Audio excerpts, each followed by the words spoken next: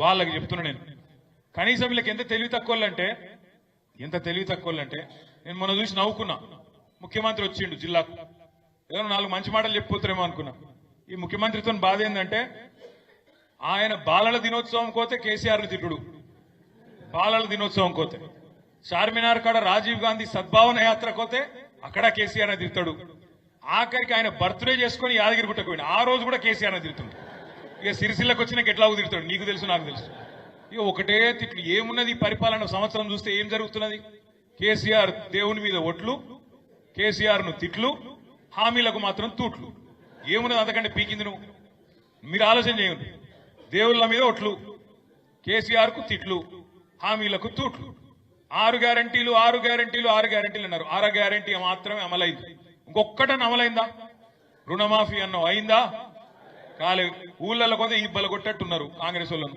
మనం మీరు చూసిండ్రు కొడంగల్లా ఏమైంది? కొడంగల్లా సొంత నియోజకవర్గం ముఖ్యమంత్రి. ఇప్పుడు సొంత నియోజకవర్గంలో లొల్లైంది. మా దగ్గర కూడా అయింది. ఇక్కడ నేరేళ్ళలో అయింది. నేను పోలేదు హాస్పిటల్కు. వేములవాడకు పోయినా, వేములవాడ పోయి మొత్తం ఆ నేరేళ్ల బాధితులు అక్కడుంటే కలిసిన వాళ్ళకి న్యాయం చేస్తాను మాట ఇచ్చినా, ఎంతో కొంత న్యాయం చేసే ప్రయత్నం చేసిన. సరే మీరు దాన్ని రాజకీయం చేయవేనరు, ఎందెందో చేస్తామనుకున్నారు. ఆఖరికి మళ్ళీ అదే నేరేళ్లలో నాకు ఆ గ్రామంలో కూడా బ్రహ్మాండమైన మెజారిటీ ఇచ్చి మా నాయకులందరూ తంగలపల్లిలో ఆ గ్రామంలో ఉండే దళితులు, బీసీలు, ఆ గ్రామంలో ఉండే ప్రతి వర్గం మళ్ళా కేసీఆర్ గారి నాయకత్వానికే, మీరు ఎంత రాజకీయం చేయవైనా మళ్ళా కేసీఆర్ గారికే ఓట్లు కూడా వేసిండ్రు. అందుకే నేను ఏమంటున్నా అంటే ప్రజాస్వామ్యంలో ఎక్కడన్నా పొరపాట్లు జరిగితే, తప్పులు జరిగితే, తెలియకనో తెలిసో జరిగితే పాలకులకు ఉండాల్సిన ఇంగితం ఏంటంటే పోవాలి, కూసోవాలి, అవసరమైతే 4 దొబ్బులు తినాలి, కానీ వాళ్ళ మనసు గెలుచుకునే ప్రయత్నం చేయాలి. అది చేయకుండా ఏం చేస్తున్నారండి ఇవాళ కొడంగల్లో? పేదల రైతుల భూములు గుంజుకుంటారట. 60 లక్షలు 70 లక్షల ఎకరం చేసే భూమిని గుంజుకునే ప్రయత్నం. పాపం రైతులు అడిగినారు, మాకు ఎక్కువ రేటు చూస్తామన్నారు. మాట్లాడినోడు ఉన్నాడు వాళ్ళతో. 9 నెలల నుంచి కొట్లాడుతుంటే అడిగినోడు లేడు, మాట్లాడినోడు లేడు, కనీసం పట్టించుకున్నోడు లేడు. ముఖ్యమంత్రి సొంత నియోజకవర్గం. సరే ముఖ్యమంత్రి అంటే బిజీగా ఉంటాడు, పర్వాలేదు అనుకోవచ్చు, కానీ ఆయన మాట్లాడాడు. వాళ్ళు అన్నున్నాడు అక్కడ తిరుపతి రెడ్డి అని, ఆయన దాదాగిరి గుండాగిరి. ఇక మీదికెళ్ళి ఆ జిల్లా మంత్రి ఉన్నాడు, ఆయన పట్టించుకోడు. పరిశ్రమల మంత్రి ఉన్నాడు, ఆయన పట్టించుకోడు. మరి 9 నెలలు ఎవరు పట్టించుకోరు. టెంట్లు వేసిండ్రు, లొల్లి పెట్టిండ్రు, పాదయాత్ర చేసిండ్రు. ఆఖరికి కలెక్టరు అధికారులు పోయి ప్రజాభిప్రాయ సేకరణ బహిరంగ విచారణ పెడితే కడుపు మండిన రైతులు నిరసన చెప్పిండ్రు, వాళ్ళని ఉరికిచ్చిండ్రు. కలెక్టర్ పోయింది కాబట్టి ఉరికిచ్చిండ్రు.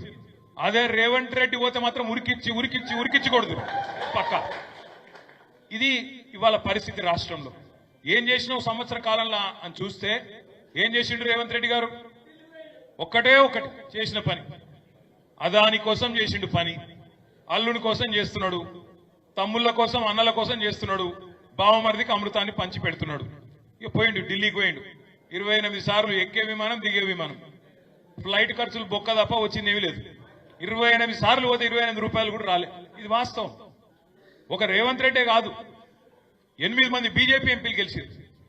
8 మంది 8 రూపాయలు తెచ్చిర్రు ఇప్పటికీ సంవత్సరంలో. గది పరిస్థితి.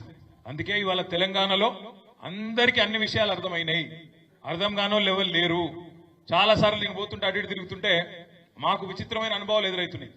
మొన్న హైదరాబాద్ లో నేను ఒక దగ్గరికి వెళ్ళి ఇంకొకడికి పోతున్నా. పార్టీ ఆఫీస్కి పోతుంటే ఒక దగ్గర సిగ్నల్ పడ్డది. బంజారా హిల్స్ లో సెంటర్ అని ఉంటుంది, ఆడ సిగ్నల్ పడ్డది. సిగ్నల్ పడితే నా పక్కకు ఒక ఆటో వచ్చి ఆగింది. ఆటో బైసాబ్ నడుతున్న బైసాబ్ పేరు మహమూద్. ఆదాబ్ సాబ్ అన్నాడు.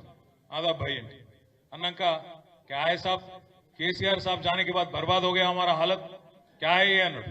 क्या है అంటే मैं क्या करूं भाई, मैं अभी तो हूं నన్నేం చేయమంటావు భాయ్ నేనంటే. ఇక జోగి రాసుకుంటే బుడిద రాలినట్టు నేను లేకపోతే నువ్వు లేకపోతే ఏం చెప్పుకోవాలని నేనంటే. అంటే ఆయన ఏమన్నాడు, క్యా కర్నా సాబ్ అనమాట. ఇక ఆడ సిగ్నల్ పడతలేదు, మరి ముచ్చట ఉండవట్టే. నేనన్నా క్యా కర్నా ఫిర్ 4 సార్లు ఇంతజార్ కర్నా అన్న. ఏ ఓట్ కా సజా 5 సార్లైనా. ఒకసారి తప్పు చేస్తే 5 ఏళ్ళు, మరి ఏం చేస్తాం, మరి ఇంకో 4 ఏళ్ళు ఎదురు చూడాలి, ఏం చేస్తామని నేనన్నా. అంటే ఆయన ఏమంటుండే తెలుసా నన్ను, మహమూద్ భాయ్ క్యా సాబ్ కోయి తర్కీబ్ నీయే క్యా, ఏమన్నా ఉపాయం లేదా అంటుడు. ఉపాయం లేదు, కాపాయం లేదు, ఇంకో 4 ఏళ్ళు కొట్లాడుడే ఉన్నది, ఏం లేదు. కాంగ్రెస్ వాళ్ళు పీక్క తింటూనే ఉంటారు.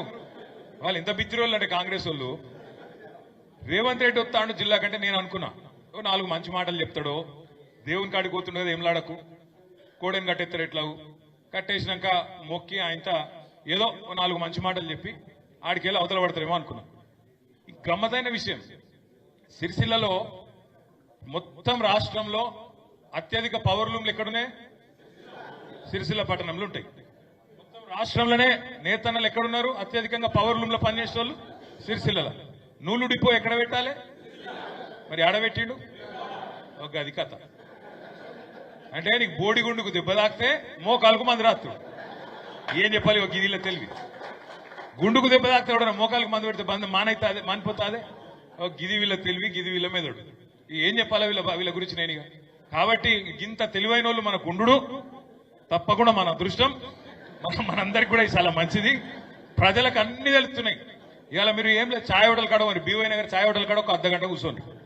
ఎన్ని తిట్లు అంటే అమ్మతోటి చెప్తున్నా, నేను ఎప్పుడు ఒక ముఖ్యమంత్రిని ఇన్ని తిట్లు ప్రజలు తిట్టంగా నేనే తినలేదు. ఇప్పుడు మనం కూడా 10 ఏళ్ళు ఉన్నాం ప్రభుత్వంలో, కానీ తిట్టుడు అంటే భయం కూడా పడతలేరు. ఇక మన కార్యకర్తలన్న వాళ్ళొకరు వీళ్ళొకరు అన్నా కేసు పెడతాండ్రే, మా వాడు ఉన్నాడు అబ్బాడు అని లేడు, వాడు అప్పుడప్పుడు చెప్తాడు అన్నా కేసులు పెడుతుర్రు ఇదైతుంది అదైతుంది. నేను అంటే అంటున్నా, అరే కేసులు పెడితేనే లీడర్లు అవుతారా, నువ్వు భయపడకరా అని నేను చెప్తున్నా. కేసులు పెడుతుర్రు అంటే మనం పెద్దోళ్ళని చేస్తున్నట్టు రావాలి, నీకు అర్థమైతే లేదు. కేసులు పెడితేనే సమాజంలో గుర్తింపు వస్తుంది, నువ్వు టెన్షన్ పడకని నేను చెప్తున్నా. మనోళ్ళు అక్కడక్కడికి ఇట్లా అంటారు అన్నా కేసులు పెడుతుర్రు అని, కానీ ప్రజలు మాత్రం ఒక సెకండ్ కూడా ఆలోచన చేస్తలేరు. ఎవరన్నా పోయి గొట్టం పెట్టిర్రు అనుకో, అమ్మా ఎట్లుందమ్మా పరిపాలన అంటే ఇక మీకు చెప్పవచ్చు, నా నోటెమ్మడగా అట్లా రాదు. అది ఏం తిట్లు, అవి ఏం మాటలు, అది ఏమి మామూలు తిట్లు కాదు. ఇంకోడు రేషం ఉన్నోడైతే ఇప్పటికీ బిల్డింగ్ ఎక్కి దుంకి చచ్చిపోతుండే. రేవంత్ రెడ్డి కాబట్టి ఇక నడుతుంది దుకాణం, కానీ రేషం ఉన్నోడు ఎవడైనా చచ్చిపోతుంది ఈ పాటికి.